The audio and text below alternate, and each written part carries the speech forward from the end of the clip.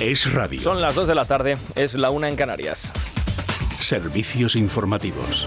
Bueno, pues la principal noticia de la mañana es que la juez de Badajoz, la juez Viedma, manda al banquillo al hermano de Pedro Sánchez. Lo intentó el hermano del presidente del gobierno, David Sánchez Pérez Castejón, pero no fue posible.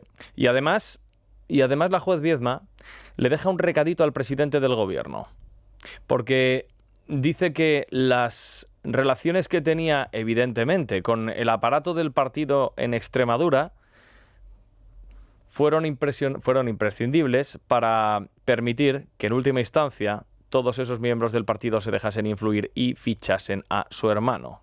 Un fichaje, ya saben, presuntamente delictivo, veremos qué es lo que se dice en el juicio, por el cual el hermano del presidente del gobierno y, ojo, el secretario general de los socialistas extremeños se enfrentan nada menos que a una pena de prisión que podría llevarles a la cárcel, una pena de prisión. Bueno, pues ya veremos qué es lo que sucede con todo esto y lo iremos contando, pero es un problema para el presidente del gobierno, o a lo mejor no.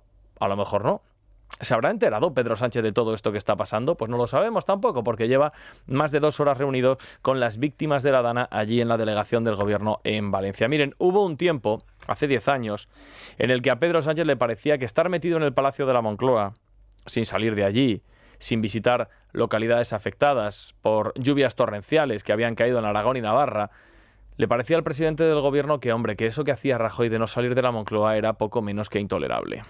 ¿Qué coño tiene que pasar para que Rajoy salga de la Moncloa y pise el barro? Esté con los vecinos, con los agricultores, con los ganaderos. Estoy absolutamente indignado.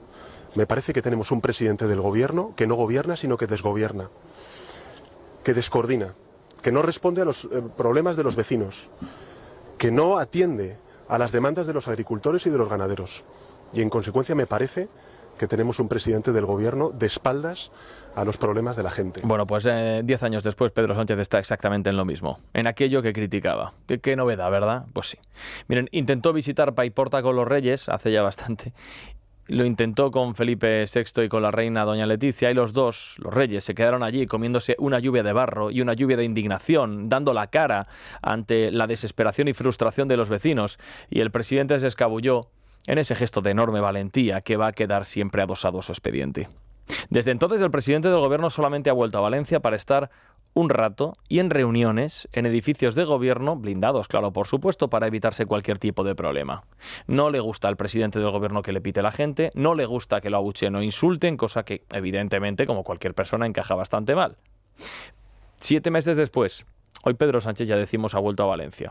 Se ha reunido por primera vez 7 meses, con las asociaciones de víctimas de la Dana en un acto en la delegación del gobierno en la capital del Turia. Ya era hora. Es cierto que más vale tarde que nunca. Miren, en coche desde ese edificio de la delegación del gobierno hasta Paiporta, Benetússer, Alfafar, Sedaví, Chiva, Catarroja o Massanassa se tarda menos de media hora. En helicóptero se tarda todavía menos. Y del mismo modo que es obligado siempre reunirse con las víctimas para ver qué necesitan, qué les hace falta, qué echan de menos, cómo se les puede ayudar más. Es obligado esto, pues lo es todavía más visitar las zonas afectadas para preguntar en primera persona cómo están las cosas por allí. Porque por allí la vida no ha vuelto ni mucho menos a la normalidad. Hay miles de negocios que, por ejemplo, ya nunca van a volver a abrir. Esto sin mencionar las 227 víctimas en Valencia, 235 víctimas de la Dana en total, que jamás ya volverán a estar con nosotros. Dejar de acudir a estos municipios, como hace hoy Pedro Sánchez, porque te puedan silbar, te puedan pitar o te puedan insultar, no es precisamente un ejercicio de valentía, porque en esto precisamente también consiste ser presidente del gobierno. No en montarte en Falcon, no en acudir a cumbres internacionales, no en ir a grandes cenas, galas, etc. Es estar con la gente que ha sufrido. Porque hasta donde se sabe, el presidente del gobierno es también presidente de todas estas localidades. Bueno, a La Palma, cuando el volcán, Sánchez acudió, por ejemplo, 10 veces. Los ministros procesionaron uno por uno allí para hacerse la foto. Y todavía hay palmeros que viven en contenedores.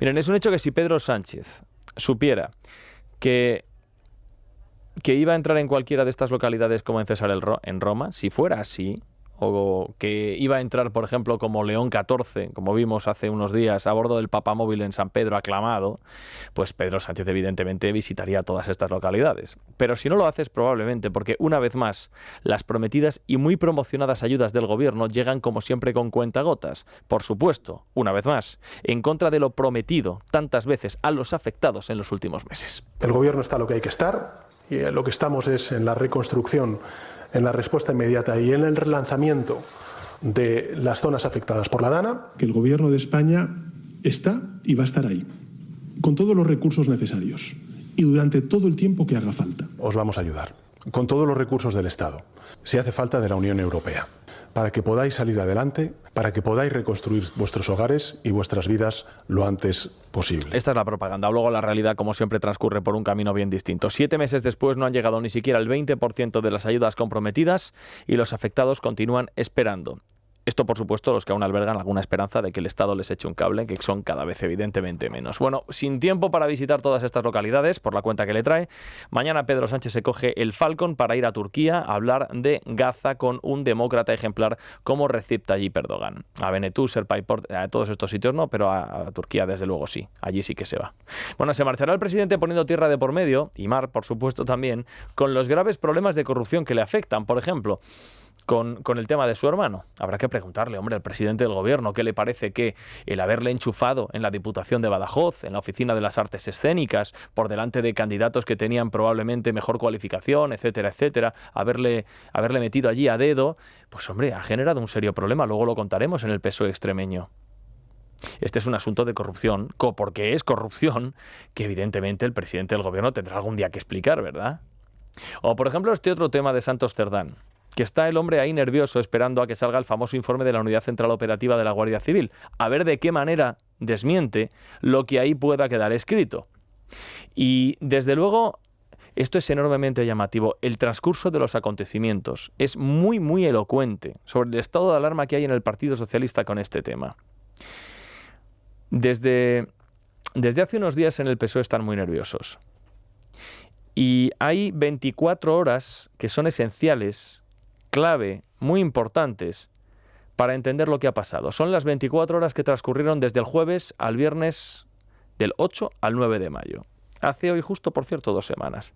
Lo que sucedió entonces en la Moncloa, en Ferraz y en el Congreso nos puede permitir entender bastante mejor el test de estrés al que está sometido el Partido Socialista y el presidente del Gobierno. Hagamos una cronología de los acontecimientos para poder entenderlo mejor. Miren, la semana pasada, el jueves concretamente, la prensa empezó a airear algunos de los pormenores de ese informe de la Guardia Civil, a lo que se sumaba esta otra revelación de que Koldo grabó a Santos Cerdán unas conversaciones que serían muy comprometedoras.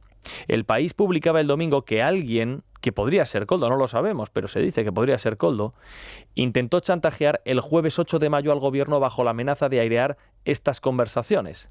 Y ese día, el 8 de mayo, se celebró una reunión en el Congreso de los Diputados de Santos Cerdán con Pedro Sánchez y con la cúpula del Partido Socialista. El lunes se publicó que Santos Cerdán le preguntaba no a nadie del Ministerio de Transportes, sino a Koldo por el estado de obras públicas. Y como Cerdán sospechaba que por ahí podría tener problemas, salió el martes a decir con total naturalidad que él, como todos los diputados, se interesan por estas cosas con mucha frecuencia. La única diferencia es que él era el único diputado del Congreso que le preguntaba directamente a Koldo, no a nadie profesional del Ministerio de Transportes. Preguntaba con frecuencia a Santos Cerdán. Respuesta: no. No preguntaba con frecuencia a Santos Cerdán. Santos Cerdán empezó a ser diputado en el año 2019. Y en 5 años no se interesó ni una sola vez por las obras públicas en el Congreso. Ni una. No registró ni una sola pregunta. Pero de repente, unas horas después de aquel chantaje, el 9 de mayo, Santos Cerdán registró de golpe en el Congreso 4 preguntas, interesándose por obra pública. Qué casualidad. Miren, o le vino el interés por las licitaciones de golpe, o alguien le advirtió por dónde iba la cosa y se fue corriendo al registro para buscarse una coartada prefabricada. 0 preguntas en 5 años. Y de repente 4 así en una mañana. A ver si va a ser que las únicas preguntas registradas, realmente, fueron las que le grabó Koldo en esas conversaciones. Claro, ¿no resulta sospechoso que esas preguntas las registrase a toda prisa Santos Cerdán poco después de ese intento de chantaje? De alguien que dijo que podía hacer caer a este gobierno porque tenía grabaciones comprometedoras, entre otros de Santos Cerdán. Es decir, el gobierno recibe un chantaje, se monta una reunión de urgencia en el Congreso de los Diputados. Santos Cerdán se pone nervioso y al día siguiente registra 4 preguntas sobre licitación de obra pública, cosa que no había hecho desde el año 2019, durante los 5 años que había sido diputado, o que lleva siendo diputado. Es llamativo, ¿verdad? La verdad es que todo empieza a cuadrar. Incluso la negativa del gobierno a denunciar al chantajista, probablemente porque éste pudiera revolverse.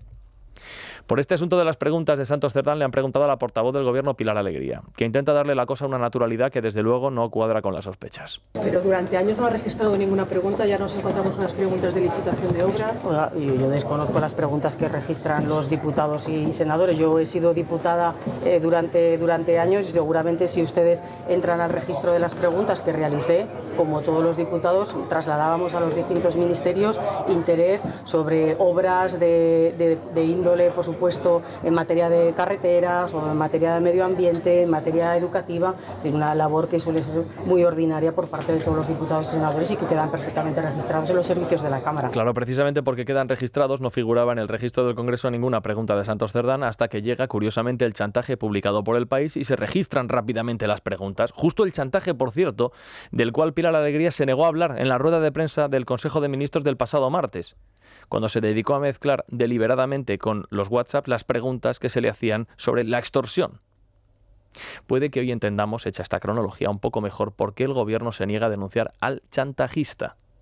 Y cabe preguntarse entonces si el gobierno es totalmente libre y no está atado de manos para gobernar España, o por el contrario, es víctima de la injerencia de una trama que pudiera estar coaccionándolo. Es noticia. Con Juan Pablo Polvorinos. Es radio.